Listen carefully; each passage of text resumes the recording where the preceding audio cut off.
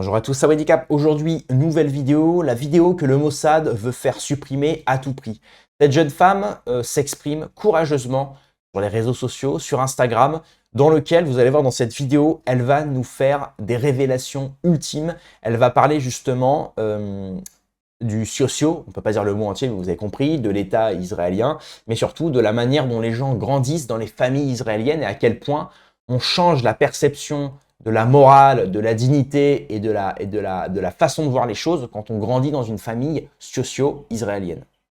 Avant de commencer la vidéo, plusieurs choses. Mettez un pouce en l'air pour soutenir mon travail et améliorer ma visibilité. Abonnez-vous à la chaîne YouTube, mettez la petite cloche pour être au courant de toutes les nouvelles informations qui circulent sur cette chaîne. Je serai en live sur la chaîne Kentra React ce vendredi 8 mai aux alentours de 18-19 h, je pense. À voir sur le moment, mais je vous informerai juste avant. Donc vraiment, abonnez-vous à cette chaîne. Je ferai d'abord un live sur cette chaîne-là au début, une demi-heure, et ensuite on décalera sur la chaîne Kentra React parce qu'on va réagir à du contenu exclusif et non censuré sur l'affaire Epstein. Donc vraiment, venez nombreux, vous n'allez pas le regretter. Et puis comme ça, on pourra discuter. Ce sera la première fois qu'on pourra discuter ensemble. On réagit à cette vidéo. Écoutez, on remercie Yule de l'ombre qui nous poste cette vidéo. Alors, on n'a pas le nom d'origine de cette femme-là, mais on la dédicace quand même. Allez, c'est parti. Je pense que vous n'avez pas idée de la puissance de l'endoctrinement qu'on peut recevoir en grandissant dans une famille sioniste, donc laissez-moi vous expliquer certaines choses. Ok, alors imaginez-vous que depuis tout petit, on lie l'amour de votre religion à l'État d'Israël.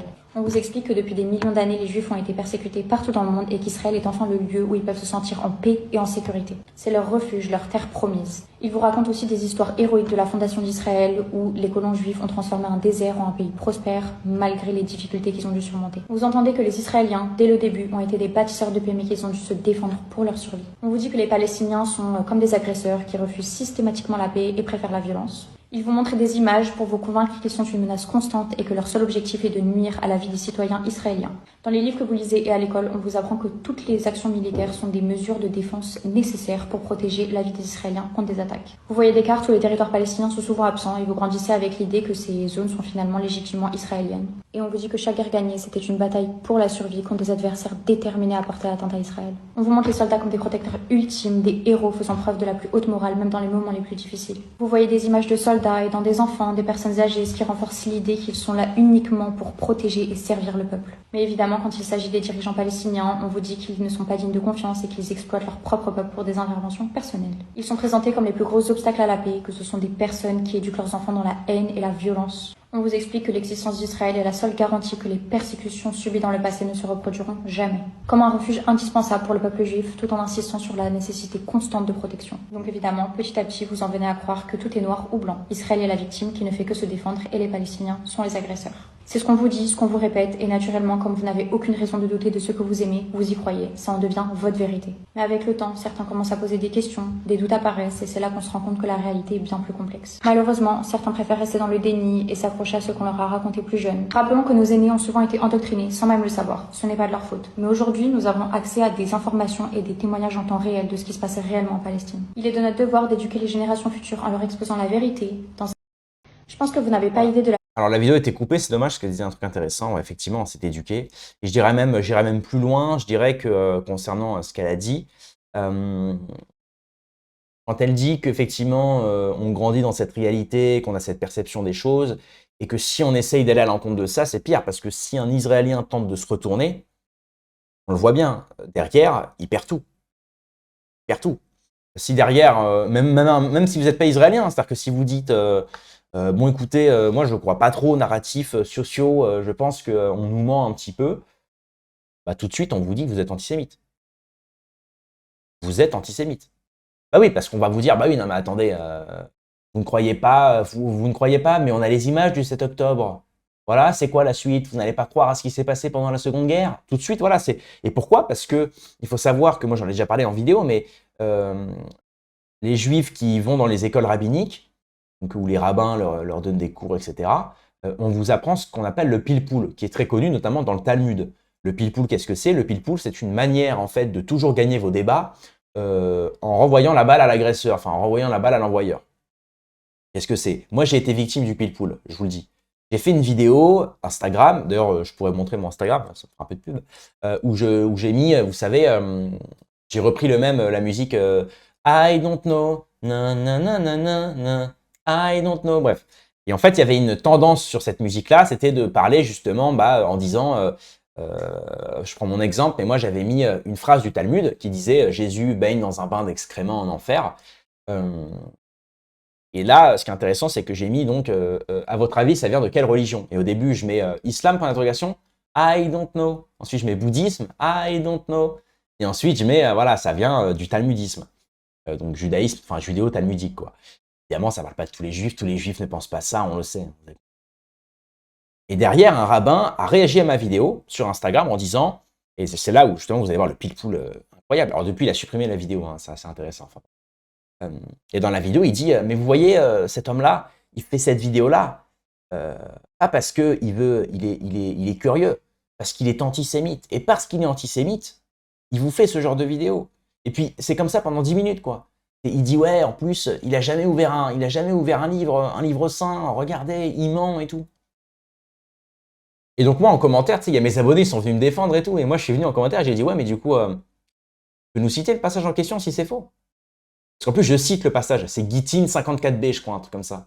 Ou 54a. Tu peux nous citer le... Vas-y, ouvre le Talmud et va à ce passage-là. Et montre-nous que Gittin 54a, c'est pas ça. J'ai dit, c'est marrant, parce qu'en plus, au lieu de balancer les arguments, tout de suite, tu me traites d'antisémite. Ça me rappelle, vous savez, c'est ce que ordonnaient les communistes face aux fascistes. C'était de les traiter, justement, c'était de les traiter de fascistes, enfin même de les traiter racistes, etc., pour ne pas débattre avec eux. Parce qu'évidemment, si tu fais face à quelqu'un qui est raciste, tu ne peux pas débattre, parce qu'on ne débat pas face au racisme. Tu vois? Donc ça évite de débattre. En fait, on ne perd pas du temps sur le terrain des idées. Tu vois? Comme ça, on avance, on prend du terrain. C'est exactement ce qu'ils font. C'est ça, c'est ce qu'on appelle le pile-poule, c'est-à-dire tu ne réponds jamais sur le fond, tu réponds toujours sur la forme. Il y a des gens qui sont très forts sur ça dans les débats télévisés. C'est ce qu'on apprend la plupart du temps d'ailleurs dans le média training. Hein, c'est toujours, vous savez, d'aller toujours à côté, quoi. Hein. Et Sarah Knafo, elle en fait aussi. Je veux dire, on voit bien son média training. Voilà, Bardella, pareil.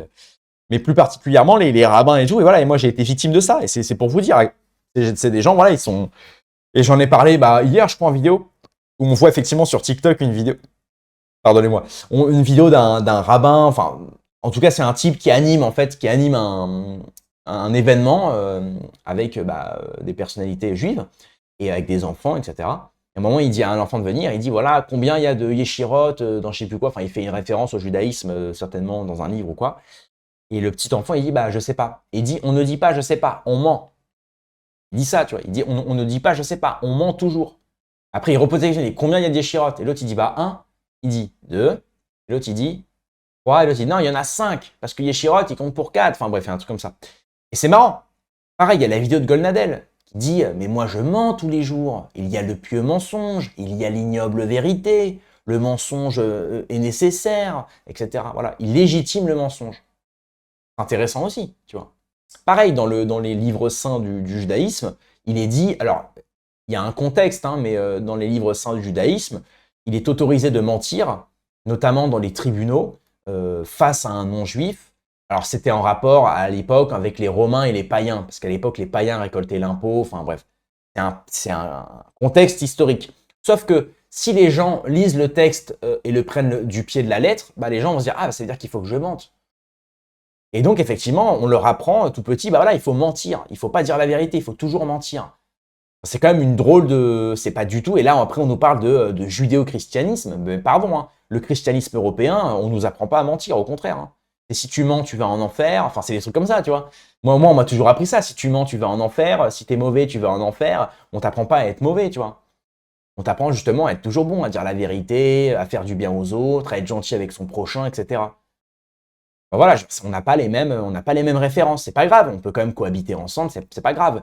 Mais par contre, voilà, ne va pas m'apprendre ce que c'est, moi, la moralité ou la dignité, quand il s'agit surtout de conflits. Parce que là, en l'occurrence, Israël-Palestine, il y a quand même des enfants et des femmes qui meurent, quoi. Donc tu vas pas m'apprendre de quel côté je dois être. Et t'as beau me réduire à Hitlerum ou soutien du terreau, etc. Je m'en fiche. Je veux dire, au bout d'un moment, il y a les images, il y a les actualités, il y a l'information. Au bout d'un moment, on le sait, quoi. On le sait. Tu vois. Voilà.